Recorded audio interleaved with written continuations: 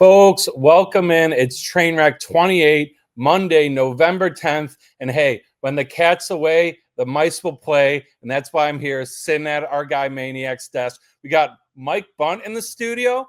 Give it up for him, his debut on the show. But without further ado, let's bring in our guys. They're remote. They're down in Miami. We need to check in. Slick and Maniac, how we doing, fellas? I mean, as well as you can be doing on this misery Monday, just trying to enjoy the sun. I don't mean to, brag in front of our, Western New York listener and fan base, but yeah, we got beautiful 85-degree weather here today. Sun is shining. The city's, a buzz still, after obviously what was a big Sunday. So not a lot of Dolphins paraphernalia today, as much as you might expect, but yes, it's not exactly where you want to be now. All the Dolphins fans left town because they're not from here anyway. And just some Bills on Misery Monday, like Maniac was saying. Got to soak this all up in while we can. Just enjoy the South Beach for a minute, the beautiful white sand, because I'm seeing a different type of beautiful white on the ground at home that I'm not exactly excited to get back to, especially after that Bills performance yesterday, gentlemen. Yeah, it's got to be a mixed bag being in Miami right now. You're you got the beautiful weather, so that gives you some positivity, but it feels like you're at the scene of a crime still. I'd be like, do I want to get out of here as soon as possible or make the best of it? And speaking of heat, the chat's already bringing lots of heat. Yeah, I saw this. Lots of heat coming in. Fire McBean, Fire McDermott, and Bean. Don, where's the stats guy? I don't know if he's talking about me. But I'm not at my normal desk. I'm taking over Maniac's desk. So I'm gonna get the chat scrolling. So yeah, hop in here. Let's get as many. Yeah, people are talking. There's no doubt about it, and it seems like Bundt, with all due respect to Drew Barrymore and Jimmy Fallon, this Fire McBean talk has reached a sort of fever pitch at this point. I mean, at this point, it has to be a discussion. They're 6-3. They're about to lose the division to the New England Patriots. The offense can't complete a basic pass at this point in time. So, honestly, if they don't make a run in the playoffs, I think you have to have a discussion about moving on. Because how is it going to get better? We've been dealing with this for years. They need to get to this next level, and I don't know if they're going to do it the way they're currently constructed. Sean Austin says fraud franchise. Bean has to go. All caps on the has. I think, this is where I'm at. Everyone's fever pitch on this right now. And I get it because this is such a disgraceful loss. But if the Dolphins are committing to McDaniel for the rest of the season, why the hell should the Bills just fire McDermott right now? Or Brandon fans just want a response. Now, again, whether they were going to, if there's any firing of McDermott or being taking place, it's not going to be taking place until after the season. That's what 1,000%. Right. But yeah, I think there's just, people are looking for accountability. And I think part of it is the frustration that a lot of fans, if you ask any Bills fan before the season, what are their two, most troublesome areas? It would probably have been the safety position and wide receiver. I think that was just the take before the season. So far, the biggest plague on them through this regular season has been wide receivers not getting open, and at times the safety position not being able to play well, whether it's in support or coverage. So it's just tough, and I think that leads to the extra fan frustration. Yeah, and if we're looking for a finger to point, there's plenty of, I got 10 of them, so there's plenty of fingers I can point around. Yeah, the coaching, but we got to address the elephant in the room. Josh Allen. Not two terrible turnovers. The pick, just trying to force a ball in. There's one touchdown taken off the board right there. And then the fumble. And here's my hot take on the fumble. Everyone is like, oh, he should have gone down. He should have gone down. But if you think about any other player, wide receiver, running back trying to make a play, they run through tackles all the time. It wasn't even a punch. The guy just grabbed his arm to tackle him, and he fumbled the ball. It wasn't a hard punch out or anything. I'm not mad about him trying to get the extra yards. Just hold on to the damn ball, especially in that situation. Bundt, what do you think of that? Yeah, the tough thing with Allen is he's the only reason why the Bills are great to begin with. So I feel like a lot of the fan base doesn't want to be critical of him because they know without him we're nothing. But there is some legitimacy to it. Yes, the Bills receivers aren't good. Yes, Joe Brady needs to call better games, but Allen also has to play within the scheme and the philosophy. And there's a lot of things that he doesn't do great in it. He doesn't often take the easy button throws.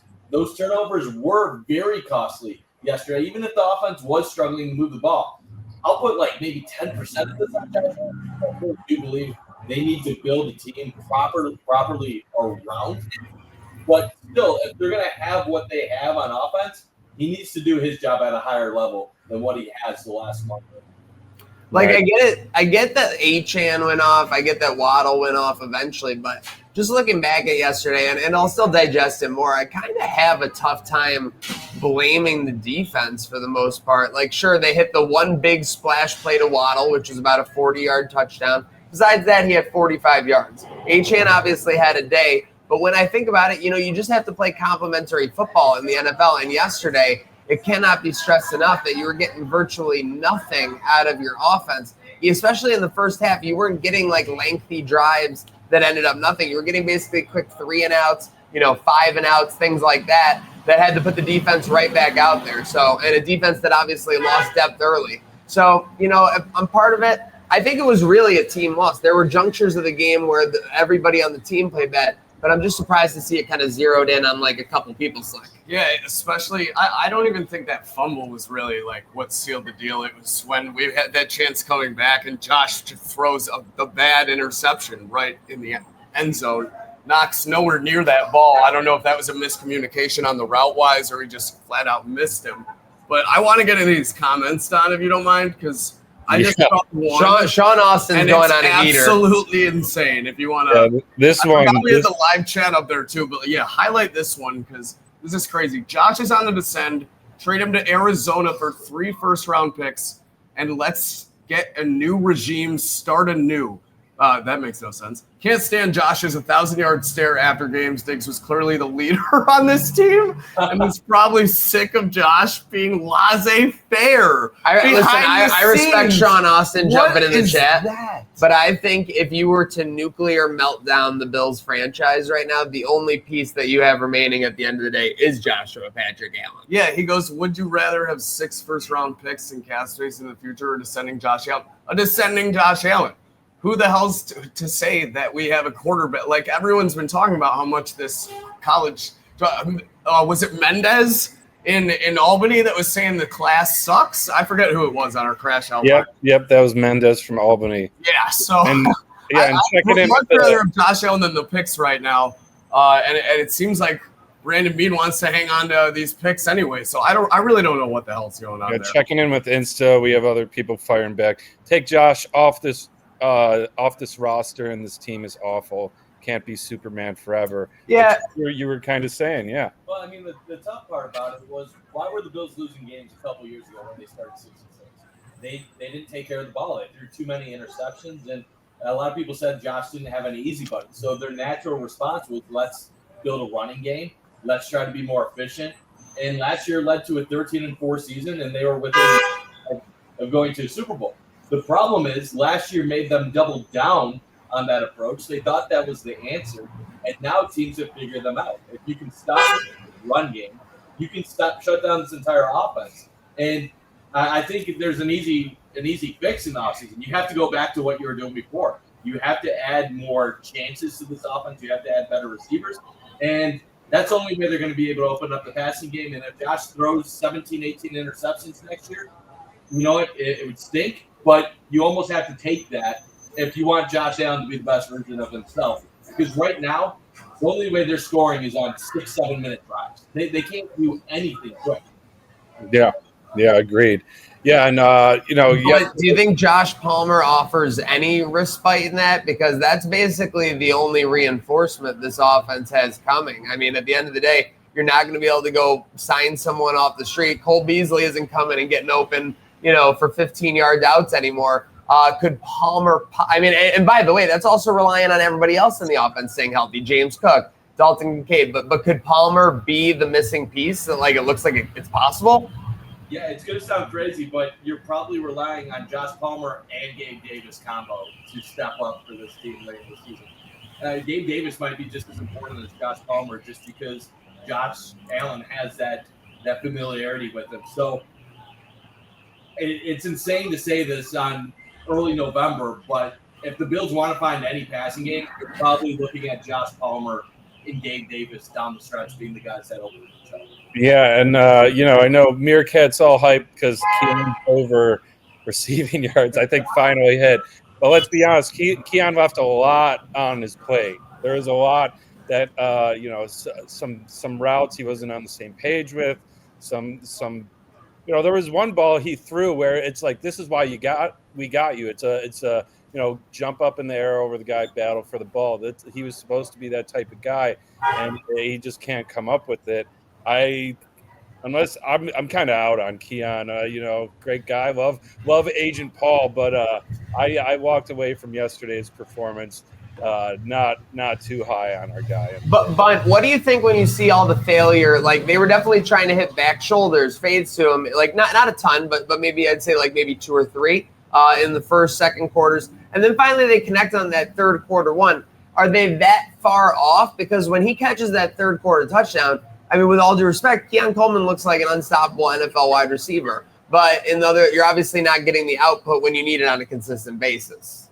Yeah, they are far off. And, yeah, he had a good play. Congrats to Keon getting a touchdown. But he's not a good receiver at this point. He's not a 1. He's not a 2. He's not a 3. He's a 4 at this point. Yeah, and he's agreed. Being asked to be their number 1 outside at the moment. Keon's a guy you draft if you already have a number 1 receiver, and you can slowly develop him, and you hope that in 2-3 years he can become a guy down the line. He's not a guy that you draft with the first pick in the second round and instantly demand him to be the main guy.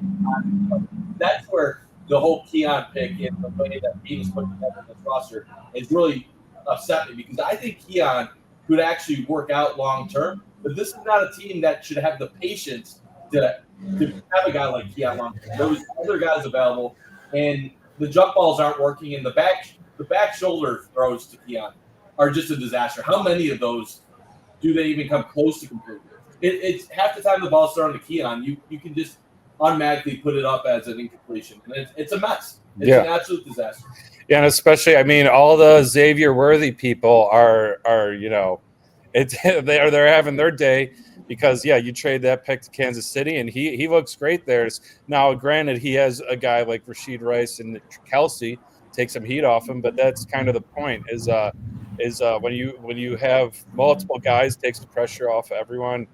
Yeah, he wasn't great, and then too, let's get into Joe Brady, a guy that doesn't learn from his mistakes. We get cute on 4th and 1 again, like we just went through this. What was it with the Falcons game? We got cute, but we also ran the play that worked last week short against the Chiefs, where you do the play action rollout to the running back. They had the running back smothered on that play. So then when Josh looked for the second option, I think it was Kincaid. So I'm totally with you. It was too cute. On 4th and 1, you should be finding a way with such a potent run attack to just get it on the ground. And yeah, either that way. And I think the biggest thing on Joe Brady, right, is the predictability. So, when he came in fresh after Dorsey, he did have a good variety of plays, getting the running back involved through the passing game and everything like that. But yeah, you see, on 4th and short, when you have such potent weapons, the funnel up is just unacceptable there. Speaking of the weapons, because this kind of gets a lot of topic, and I know we're kind of jumping around, but this is kind of bigger. It's a bigger picture loss, right? Like, this wasn't just a game on the field yesterday. This is the game on the Bills overall in the league. I'm curious what you guys think. Like, when it comes down to like the fact that they went out and got Josh Palmer, they drafted Keon Coleman, like we said. Like, we know on record that Keon Coleman was a Josh Allen guy. Like, Josh Allen liked Keon Coleman going into the draft. And I'm not saying here, I want to make this very clear for the clips, that we need to blame Josh Allen in all this. But is it fair to say that Brandon Beane doesn't deserve like 100% of the responsibility for how this roster has ended up, when I think clearly he's probably clued in Josh Allen on any offensive move the last 2 to 3 years?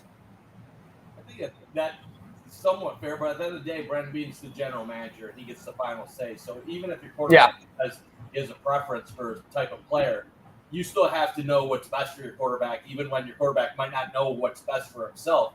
And I think one thing that we're kind of learning with this with Josh Allen is that maybe Josh Allen doesn't know what's best for himself and what he needs on an offense, because everybody has been talking about how he needs separators. And the Bills haven't been going in that direction. You think about the entire way of this offense in recent years. It's been about more of an efficiency timing offense where you have to snap it, read the defense, get the ball off quickly, and hit a guy and get yards after catch. That's not Josh's specialty. And I think a big reason why Josh wanted to go that route was because they kind of saw this too high safety looks and the NFL changing, and they wanted to be ahead of it. But it's clearly not working, and I think now we have 2 years of evidence. But, I mean, how do you fix it? Like, it is what it is at this point. They're not going to be able to magically fix all of this before the end of the season. Like, we're going to have to accept what this is. Yeah. Okay. Quick. I don't know if you saw the comment. This is the thing about a Misery Monday is that it's not just like a normal loss. Like when you have a Misery Monday, the takes start spiraling out of control. Yeah, this is something The Bills aren't idiots. They're can't not going believe to I'm waste reading. their starters injured heading into the playoffs. Joe Brady is a smart guy and knows when to sacrifice a win and when to put everything on the table. It's a smart move by purposely losing 2-17. All right, get that off the screen. Yeah. No, It deserved a little screen and then pop. I'll give Yeah, Sean, no, Sean Austin one more screen pop because this is a valid question, I believe. Mike, you're. I have the weirdest feeling. Mike, I have no reason for any basis of this at all.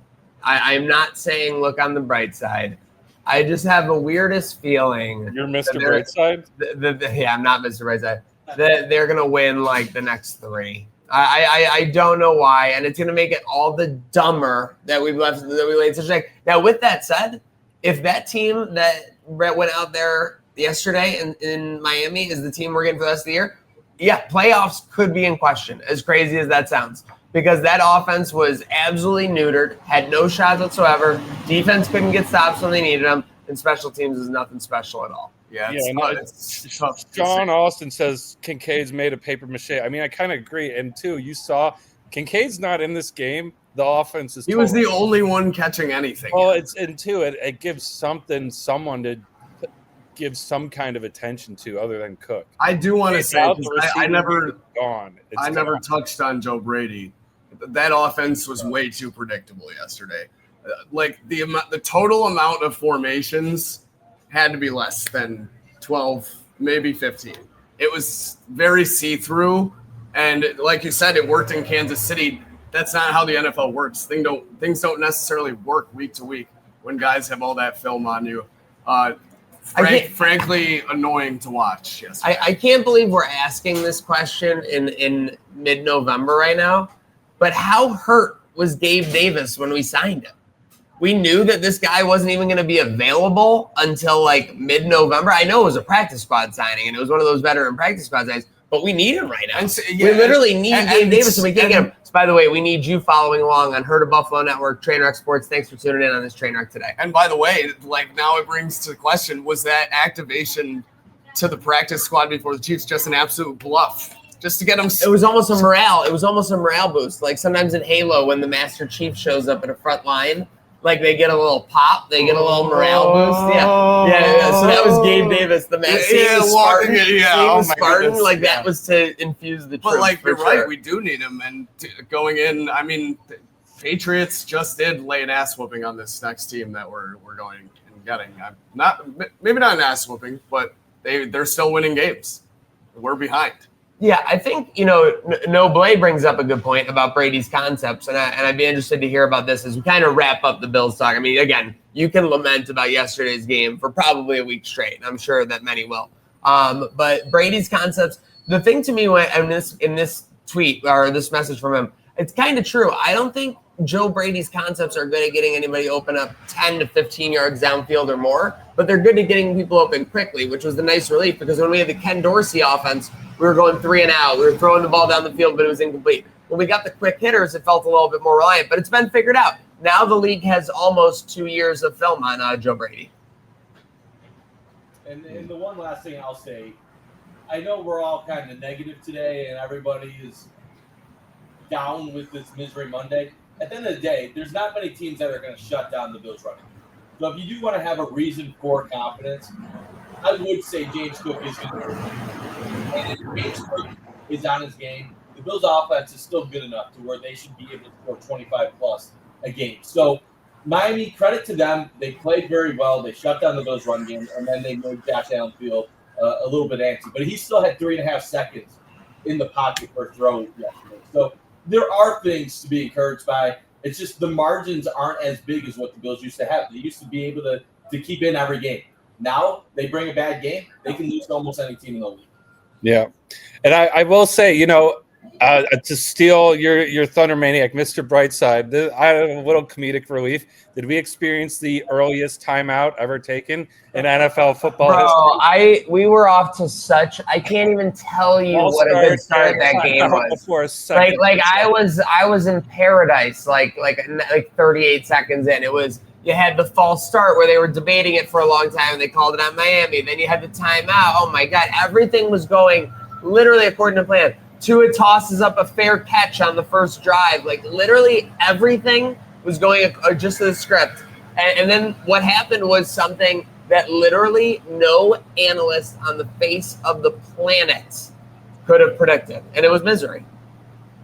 And also that was all capped off too. As we were coming into the tunnel, Hard Rock was trying to get the "Let's Go Dolphins" chant going, and they got booed out of the damn We have it stadium. on the vlog. Literally, they were trying to get the chants going before the game, and they got booed out of the stadium with the "Let's Go Fins." Oh my God. Yeah, that's awesome. So one thing I wanted to bring up too, run game not getting off yesterday. We didn't really see till the second quarter any designed Allen runs, and I feel like that first drive he ripped like 30 yards.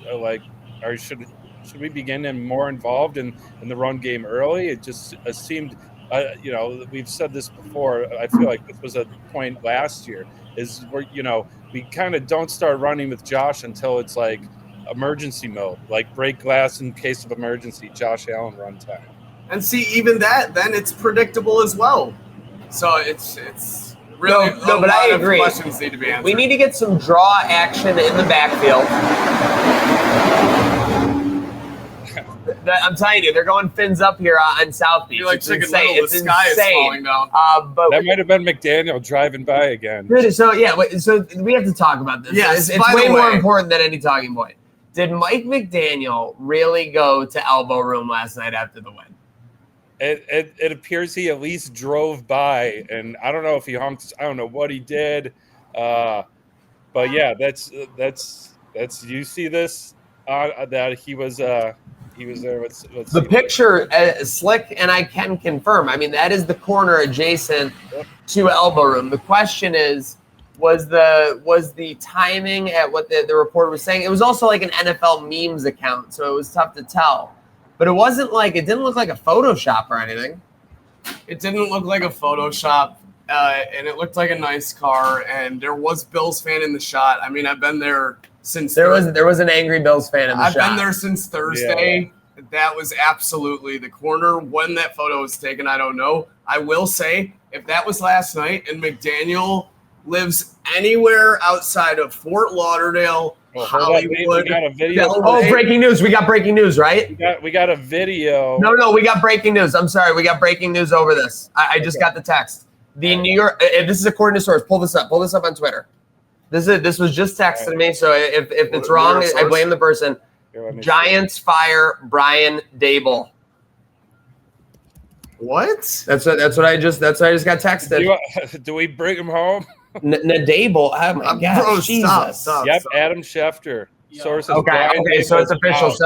So a lot of people, are you telling me right now that the Bills Mafia narrative just changed live here on Trainwreck Today, boys? This is why you go live. This is why you do it every day. Oh, wow. The talking point is now a reality. Do you bring back Brian Dable? And don't even tell me for a second that, he doesn't like McDermott. He's not going to, anyone gets a job in the NFL, they'll do anything. It's not off the table. At least bringing him back in some way, some shape or form. I would be intrigued. Now, if you would have told me this a couple years ago, I would have said, no chance, get this guy as far away from Buffalo as possible. But the passing game is kind of a mess. This is the one guy that kind of turned Josh Allen into Josh Allen. I think Sean McDermott definitely They're would be more open to it than in the past, but I can't see the Bills ever doing anything. the bottom line is this is what I'm doing if I'm Terry Pagula. Okay, I see that he's available. I know Joe Brady's struggling. I'm not gonna cuck Joe Brady. I'm not gonna say he's still the OC. I am going to Daboll's people today. How much do I have to pay to get him in as an offensive specialist coordinator for the remainder of the season? I don't care if it's $5 million. Seriously, no, we need to get him in for the remainder of the season. A receiver coach or something. I'm intrigued. I mean, what do you got to lose at this point? For real. What does he have to lose? It's not like anyone else is necessarily picking him up right now. Yeah. Okay, so other breaking news real quick. As of 11 minutes ago, in a press conference, someone asked McDaniel if that was him. So I haven't heard this. Oh, let's go. Let's go. This is breaking too. Probably like the good old days. Go back trust the internet and the images, because it is pretty detailed. That I do live in that area, but I mean, AI, right?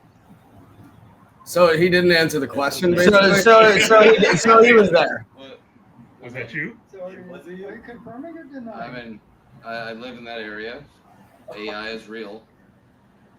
He's such a troll. Oh my God. That was 1,000% him, and he's just being. I want to say this right now. If he lives anywhere outside of Lauderdale, Delray Beach, or like Hollywood, he is the biggest loser. He went way out of his way. Because that's not a quick trip. I was in that area. I went back to the same area. That was a 45 to 50 minute cab ride from the stadium. Not sure how traffic was when he was leaving, and not sure. He does live in Fort Lauderdale. I'm not sure how packed out. Okay, if he's in Lauderdale, he said he lived in the area. Who knows where he actually does? But if it says he lives in Lauderdale, No, that elbow room was probably dusted and empty. So I'm not really sure what he thought he was doing. If so, he's a loser regardless. And bro, you're probably getting fired at the end of the season regardless too. So not sure why you're trolling. Makes no sense. I wish it were colder here. Well, he's feeling himself. So I guess that's pretty much a wrap on the good way to kick off our rest of the NFL talk. I was gonna say, Don. Yeah. Did we call it or what? With the Panthers? Listen, this is inexcusably dumb. I hit the 3 times, so I don't feel stupid, like completely dumb. But the fact that I didn't have half of my mortgage life savings on this Meow Mix fade yesterday makes me sick. Yeah, 5.5. They Saints with the points, and they beat them. I would even say borderline blowout. The Panthers couldn't do anything against them. You could have taken the reverse line and made some serious monies. Yeah. And it's kind of sickening that we did it and forgot. We got that. We got Colts. JT, what does he have? Like 6 games with multiple touchdowns? I think he has three touchdown games. I mean, I think the Colts, this was kind of like their 2011 Bills Washington win, where the Bills kind of had a last hurrah that season. I cannot see the Colts being a real team. You keep saying that. I have not. No, I have not last ride. I only last ride them once when they. Not the last ride. The 2011 comparison though. But what are the Colts right now? 8-2. It's still on par. Gotta say too. Yeah. Gotta say the cash cow Colts go to overtime and still cover 5.5. I mean, covering 5.5 in OT is truly when you don't get the ball first is insane. Truly incredible. I think the Colts are good. If you saw the pass Daniel Jones made to set up that field goal to tie it, that was, it's a good pass. Again, he's got receivers, but we gotta start having a talk. Like Kansas City's 5-4, Baltimore's 4-5, the Bills are 6-3, the Bengals are missing the playoffs. Like there's gonna be a team or two in the AFC that we don't respect. That's gonna make a deep run in the playoffs. It might be the Patriots, it might be the Colts, it might be the Broncos, And how angry will Bills fans be if one of those 3 teams ends up in the Super Bowl this year after our situation unfolded the way it did? And on the flip side, everything you just said applies to why if the Bills played a bad 60 minutes yesterday, they aren't buried yet. Like they're still 6-3. They still have games up on those teams. I'm just shocked, Maniac, as the guy that loves to recreationally listen to this is our coach, this is our team, yet that you're not high on them. I thought. I mean, listen, I am so happy for my guys set the flow, but again, I have to give credit, even though I do think they're bottoming out.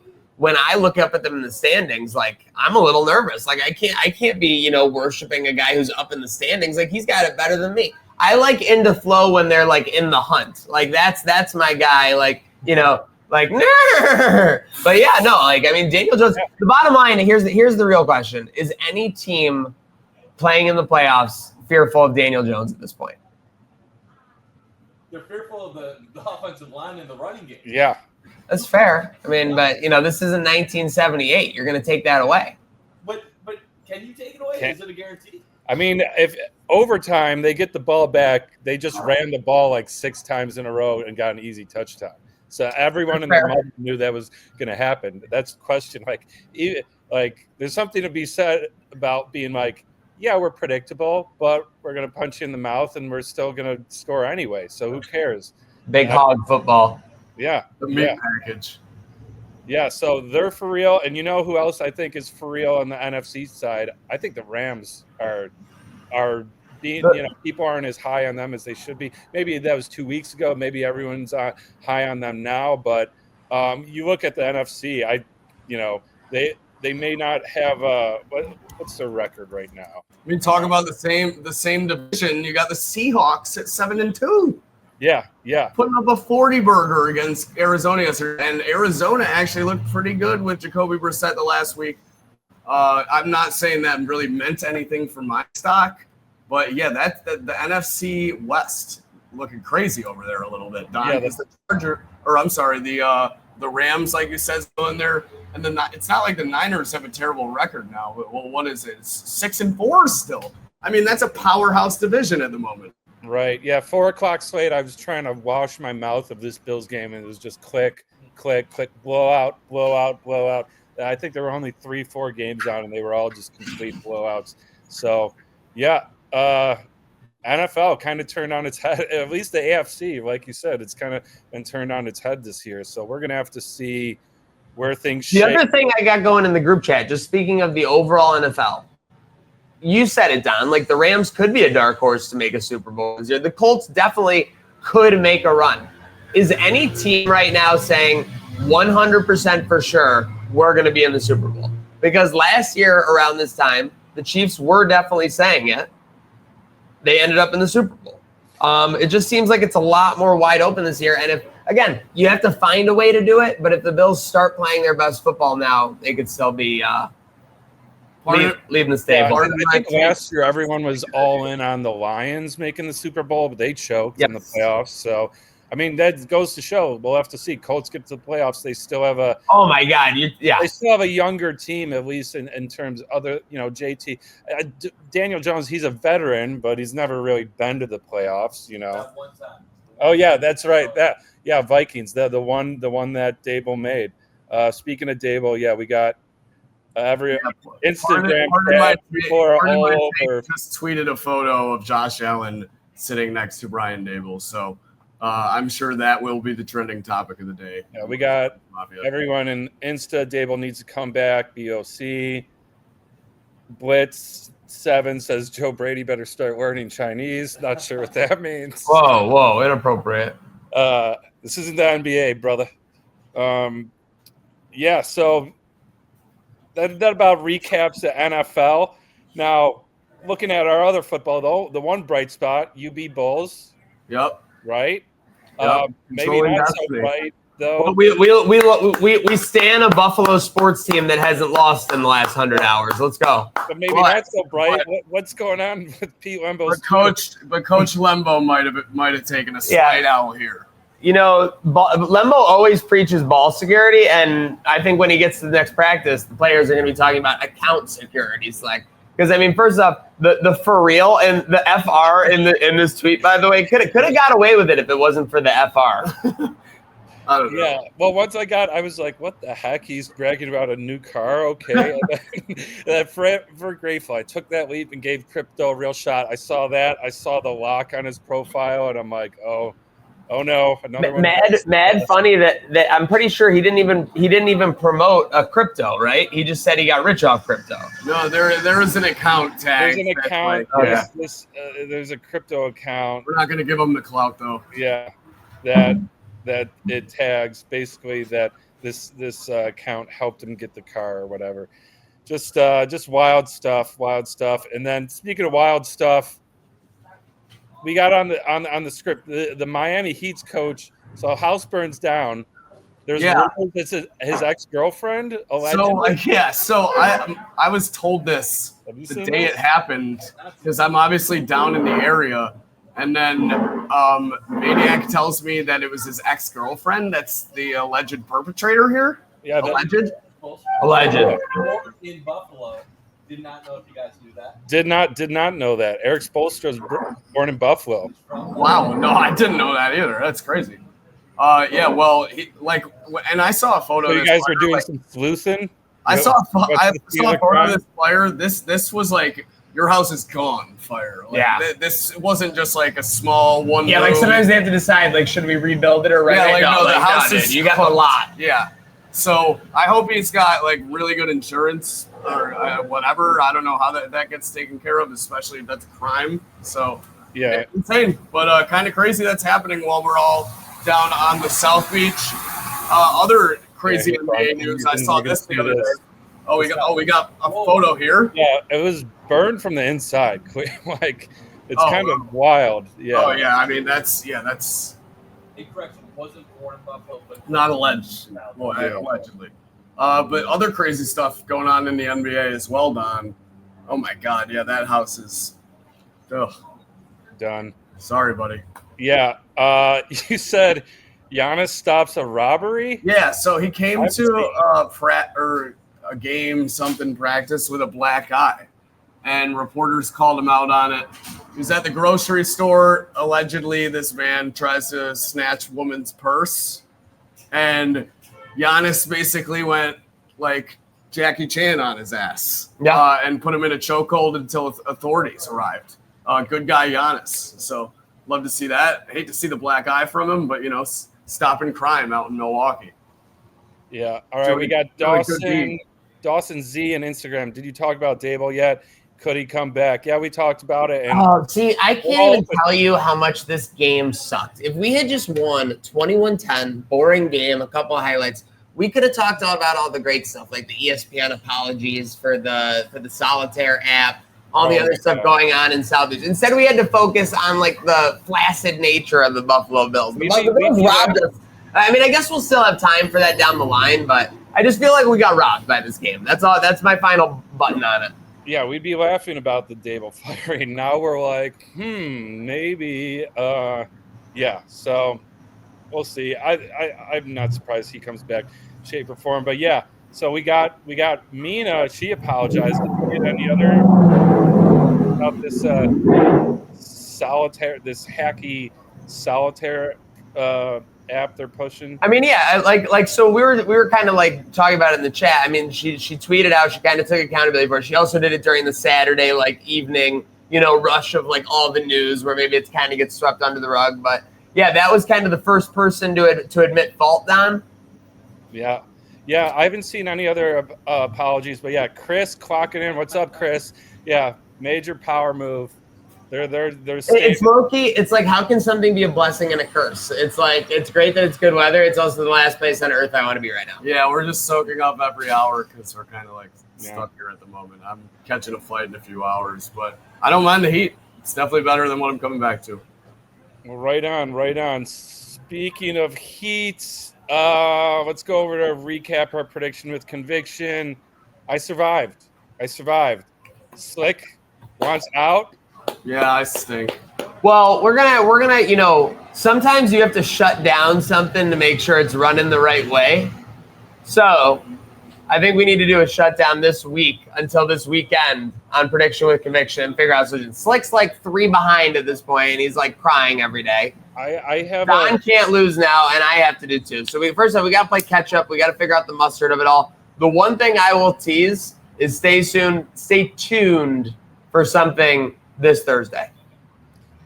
All right. Yeah. I think I know what that's about. Yeah, we got some punishments to make up. Yeah, I have 1. Zach's got 2. Slick's got 3. I propose something to kind of open this up, like you said. All year long, it's been underdogs, right? What if we open it up to just win? Just pick a line, pick a total, pick a favorite, anything. Just pick an even minus 110. Yeah. Yeah. I don't know, man. We got to discuss. We got to circle back. Yeah. There's no confidence. Or I also said this in our text messages. No, I was seeing a lot of favorites this weekend. By the way, UCF like barely lost. I mean, I didn't get slaughtered. Yeah, we BYU. Never even got off the bus. I was on UCF, and honestly, they should have won if they didn't throw that terrible. UCF should have been a game that ended up like 2017 UCF, but both teams lost their brain for 15 minutes or for like 12 or no, literally 9 minutes in the second quarter and put up 35 points. Yeah, and also in yesterday's text, I did say we could flip it where Slick to win has to lose. So to be honest, if you tell Slick that he has to lose, we may create the greatest gambler of all time. Yeah, that's what I mean. We create the fade god, and if he loses, he wins. I like that. You could be the fade god. Maybe that's a nice little term. Maybe. Look at that. You became a deity out of all your losing. Should we bring back J-Guard? Yeah, bring back J-Guard. There's only one way to go forward, and that's to go back. Start hating in the chat right now. But we'll have some solutions, and we're gonna get some content for the people. We know they need it. And if you tail my picks anyway, thus until now, and you're pissed at me, you can always call into our crash outline, producer Don. Yeah. Speaking of which, crash outline. Let's give that a little spot.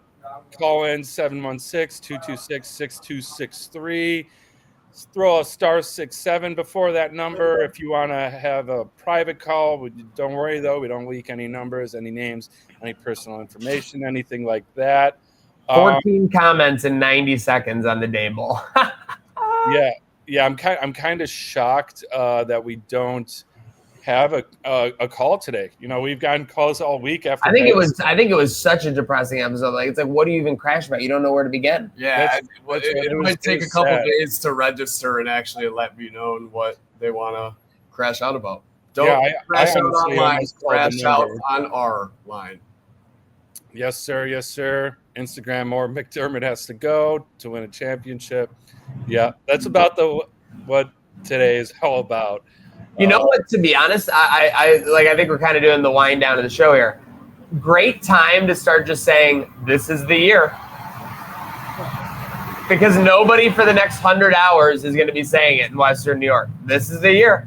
Yeah, you're trying to buy low. Oh my God, you're literally buying a penny stock right now, as far as opinion goes. Yeah. Well, this is the year. When do the Sabres play? Because they stink too. Wednesday against Utah. All right, Wednesday in Plus Utah. 900 to win the Super Bowl right now. Just saying. Great. Yeah. We got. But that's not a massive change. They were like plus 600. It's massive that they're now fourth. Like, other teams are in the mix with them. So again, I always look on the bright side, but they don't call me Mr. Brightside. Did you guys watch the Sabres game at all versus the Canes? I watched some highlights. Glad to see Tuck and Thompson scored when we were down 4-1. They needed to get off the schneid, so it's massive of them. Great job, boys, to try and get us back in that. Any thoughts on the Sabres, Bundt? It's a mess. It's a mess. But no, let's talk about something important as we wind down the show. Lembo got hacked. We have a massive conference game on Wednesday night at CMU. Are we worried about UB's headsets getting hacked, Bundt? I'm not worried about the headsets, but I'll say this. I think CMU is a 1.5 favorite. To me, that screams UB victory. So I feel confident the Bulls are going to get another dub this Wednesday. But the MAC standings right now, they're tight. There's like 4 to 6 teams that have a chance to go to the championship at this point. So CMU is going to be hard. Then you got Miami, Ohio, and then Ohio University. That is going to be a tough stretch for the Bulls. Yeah. They're going to have to win their way in if they make it to Detroit for sure. Yeah, maybe he gave away his Twitter. He's like, I don't even want to be in there. I got to be locked in the film room. Like, Great time to lock in. Yeah. Speaking of which, we got our guy Bove. I'm sorry, I can't resist the Dable talk right now. Okay, it's a drug. Bove, I'm not exaggerating. He should be on the Bills staff by the end of the week. Man, we're was he watching Trainwreck today and basically just stole my take? Yeah, I mean, but this take steps. Who do I file? Who do I file? What authority do I alert? Send a CND. This is just wild. If we win this game, does anyone care about Brian Dable? Like, it just shows how, like, no, 100. It shows what a week-to-week league is. Think about last Monday, top of the world. Yeah, beat the Chiefs. This Monday, we're bottom of the gutter. That last Monday feeling didn't last long because then it went to trade deadline Tuesday and everybody was pissed at being during that hole. I think even if we beat the Dolphins, people would be calling for Dable to come back even after this year's draft. Can I tell you the biggest reason that this is the year? So let's hear it. Everyone has been miserable the whole time. Like week one, even with an ecstasy of like the Ravens comeback, it was like, we kind of suck and got like owned the whole game. Then we beat the Jets. We're like, everyone beats the Jets. From there on, when we beat the Dolphins, we didn't do it good enough. The Saints, people were mad when we were 4-0. People were literally mad when we were 4-0. So yeah, now we're 6-3. There's a lot to be more reasonably miserable about. But fans have been miserable this whole season. So all the more reason it's going to be the one we look back on so fondly. I hope so. Hopefully the one that we missed the playoffs and then fire the coaching staff. Yeah. No in between. Yeah, it really can just go either way. Well, look back to 2007. Tom Coughlin was close to getting fired before that playoff run. Yeah. I mean, I've said it before. Like Peterson wins the Super Bowl, gets fired 2 years later. So, anything can change, anything can happen. I'm going to be keeping my ear or my eyes on Twitter for more Dable talk. This is going to be Ryan Talbot, senior offensive assistant Brian Dable has a nice week.